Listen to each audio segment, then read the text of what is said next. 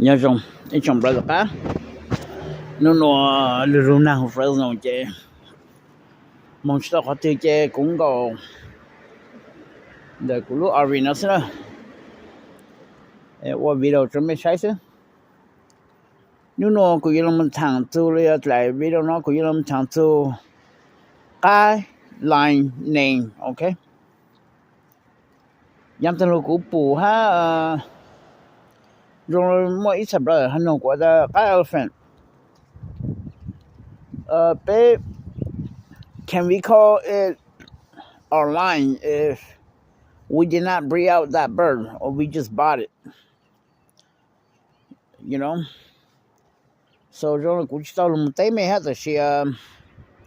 nếu nó không mà lên dọc á cũng cho chẳng làm tế mê ha tao sai cũng nhưng mà cho làm thằng yes giờ chắc cái mấy yếu luôn đó thì mấy mong ăn luôn đó chỉ mấy cho đó chỉ mấy tụ cái mấy là cá rồi ok chỉ mấy mô hồ cho lại đi chẳng là tao tăng nữa đó ok còn mấy nhân种lên đó ok it doesn't have to be like where you chưa có cho tàu chấm nhiều cái gì chuẩn bị cái áo chả kia này tàu rong nè chỉ trong where rồi có sắm cái mà lấy khu tàu hoặc là cho lại hồ you know cái A là cái B thì chắc là okay it doesn't have to be like that or that way okay giờ cái yếu tàu tụ cá rồi lên chừng mất tụ cá rồi có là nó chỉ có những khu tàu thì có cho lại nữa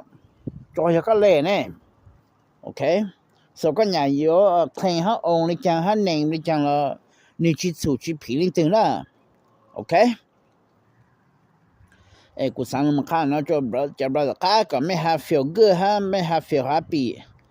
ฮะไม่ละฮะลม accept ฮะแต่ okay yes ยกกูยอรู้เลยเลยถึงหมดกูเลยเจเนี่ยละกูใส่เตะเลยเจกูจะไลน์เนาะยกกูเล็กก้าเลยกูยังไม่หูเลยจังนี่กูเล็กก้าฮะกูจะไลน์เนาะ okay so กูสั่งมันทางเนาะก็ไม่ have feel good ฮะไม่ have幾禮拜哈仲殺咗可以差不多㗎嘛養到股票補咩啦你們產後social media 裡咩係弄股嘅用咩片去 accept 看到啦咩片上係就哦假如這些股做誒咁麼假如保留下咁麼要錄些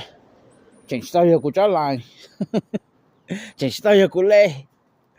So I had to wait and breed the offspring out. Chỉ có mà lấy mất này của line của lệ của mà lấy trong sát của mà lấy accept. Okay? Mấy people more doubt. Là mấy people more reject chỉ accept. Lên nó đó, okay? Của sáng khá là nó cho chả bao giờ cá cả mấy hạt lì băng hết okay? Mấy hạt mà accept. Hạt tại cá giờ cũng một trong mấy là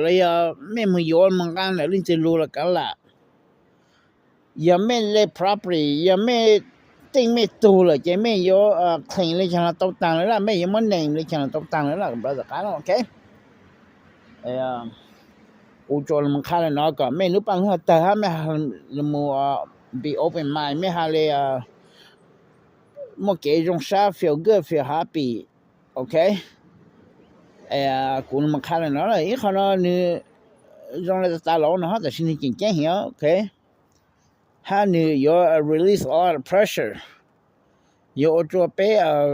làm accept một cái trong xã hay là you bé cho lại là okay